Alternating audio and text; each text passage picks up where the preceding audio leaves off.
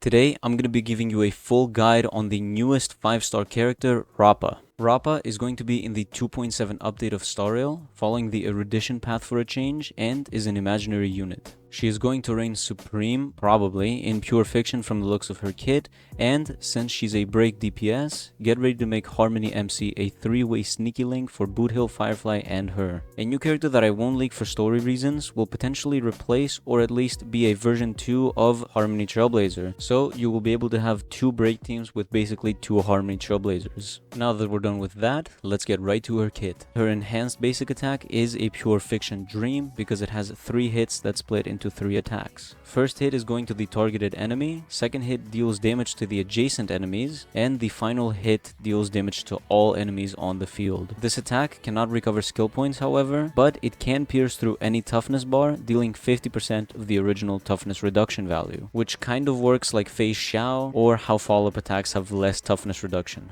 Her skill is nothing crazy except the fact that it has 5 enemies for AOE, so she can deal damage to all enemies on field. Her talent is when the fun begins. Every time a break happens on field, Rappa gains a charge, up to a maximum of 10. When she's ulted and performs her 3rd attack of the enhanced basic attack, she deals extra break damage to all targets on field. This break damage also reduces 2 toughness no matter what element they are, and each charge it consumes increases the multiplier by 50% and the toughness reduction by 1, up to a maximum of 500% for the damage multiplier and up to the number 10 for the toughness reduction.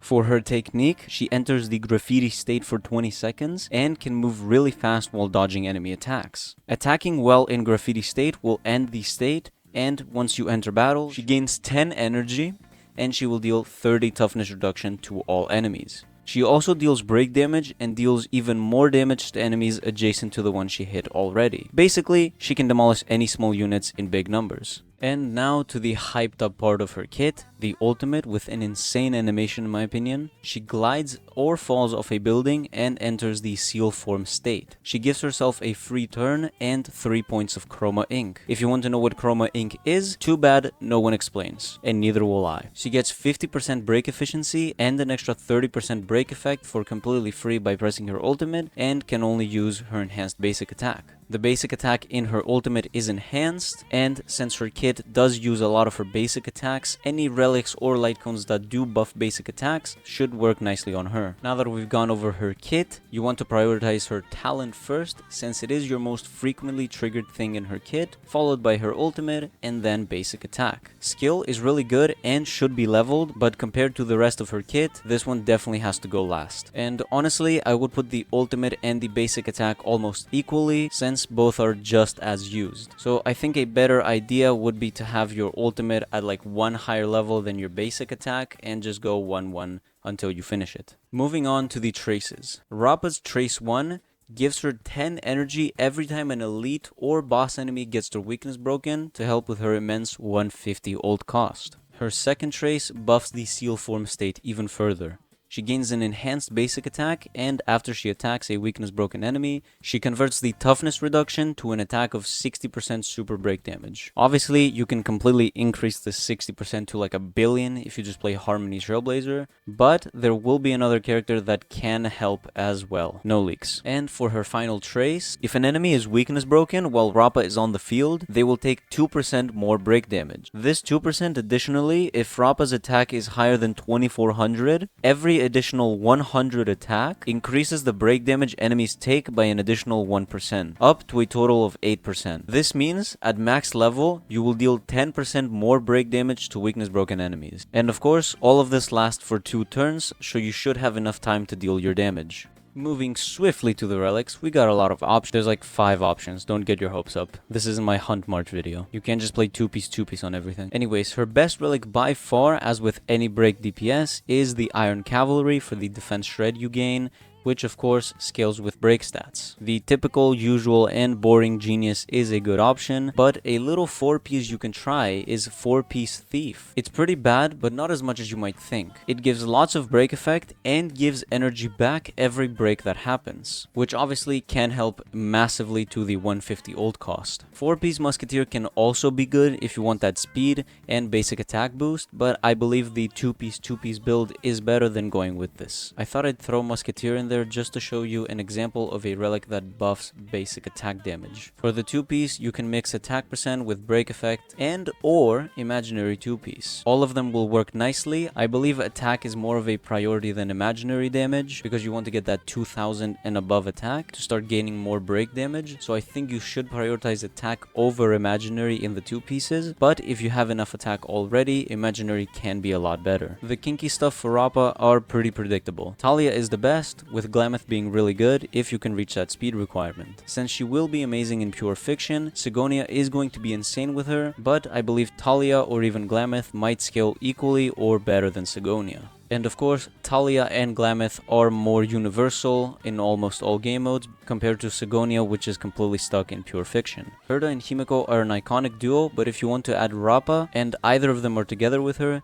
Izumo will provide a really nice crit rate buff for both of them. Although again, crit stats aren't as good as break stats or straight damage percent increases. You know what comes next after you build your relics? The stat. For the main stats, boots are gonna be speed, especially if you use Talia. Attack percent boots are also really good, but 134 speed is always amazing with almost any DPS, so I believe speed is better than attack percent, but attack percent is just as good if you don't care about her being fast. For the body, it can honestly even be attack percent to help you reach the max requirements for your T3, and as I see her currently, crit isn't that useless, so you can go any crit you like on the body, but her kit seems to deal mostly break damage and some normal attack damage, so crit isn't useless, I guess. It shouldn't be your preferred option. As long as you get your third trace maxed without the attack percent body, crit is better in my opinion. As for the rope and ball, obviously you want to go attack percent on both to again help with your third trace requirements, but you can go imaginary damage on your ball for example and put attack percent on your body to kind of counterbalance those. As for the substats, you'll want to get break effect above all other stats, with attack percent being the next best thing to look for because again of your third trace, and some crit stats aren't going to be useless, but going for break effect and attack percent first is a must if you want to get a good Rappa on your account. Going over to the weapons, if you couldn't guess somehow, her signature is the best in slot for her. She gains 60% break effect and regens 30 energy when she enters the battle. She gains a new stack called Ration after she ults, and once she uses her basic attack twice, she advances herself by 60% and dispels Ration. Ration also resets if you activate your ultimate,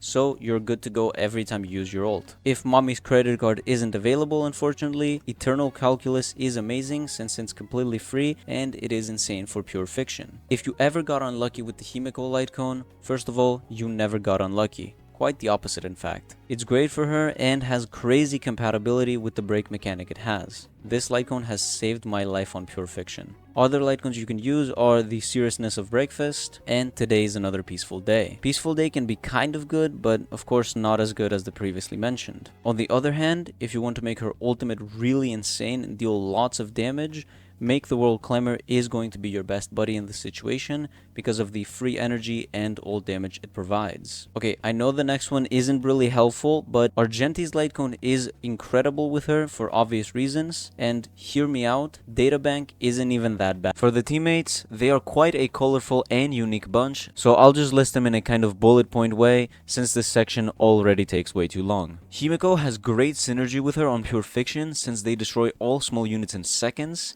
and same goes with Herta as well.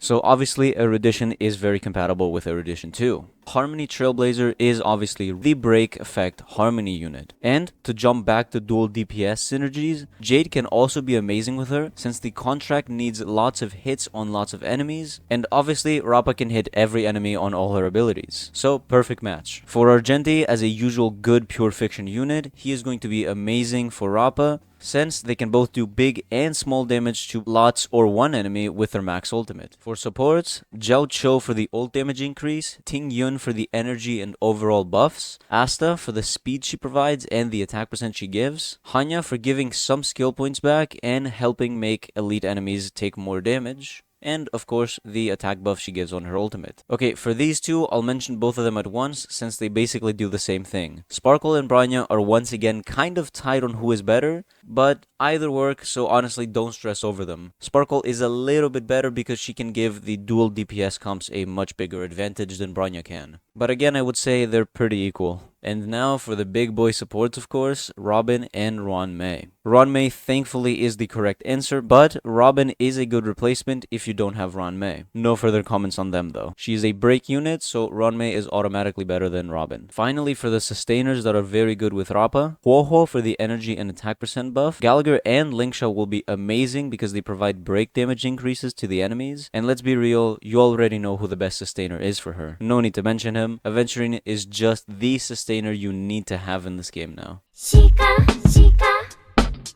If you're going to be spending money on Rappa, more than the usual amount at least, here's what her Eidolons do. We'll be skipping over 3 and 5 because they are the same for every character. E1 makes her ignore 15% of the defense when she is inside the ultimate state, and she gains 20 energy when she leaves the ultimate. This works for every single ultimate, so every time you ult, you always get 20 back. Her E2 grants her a 50% toughness reduction increase for the enhanced basic attack's 2 first hits. Basically, the enemy you attack and the adjacent enemies take 50% more toughness reduction, meaning you can break them faster, and again meaning you can trigger the talent more. Her E4 is by far the most E6 bait I've ever seen, and it increases your party's speed by 12% when she is ulted, so basically kind of a scam to go to E6. And lastly, the E6, she gains an extra instance of damage in her talent, and the multiplier of the break damage is increased by an additional 400% on the enemy that triggered the talent. Personally, if you want E1 or S1, I would go for S1 mostly, because it does give you a very nice break effect increase, and it gives you tons of energy. Now, E1 is pretty good too, ignoring defense and obviously giving energy back when you ult every time. So I'd have to say both E1 and S1 are pretty equal in terms of stuff they give, but personally, I would go for S1. Rappa looks great, and honestly, I'm just as excited to go back to Penacony as the next person. I'll try to keep this short, but just keep in mind that these guides will take way longer and will be way less frequent. Anyways, see you later.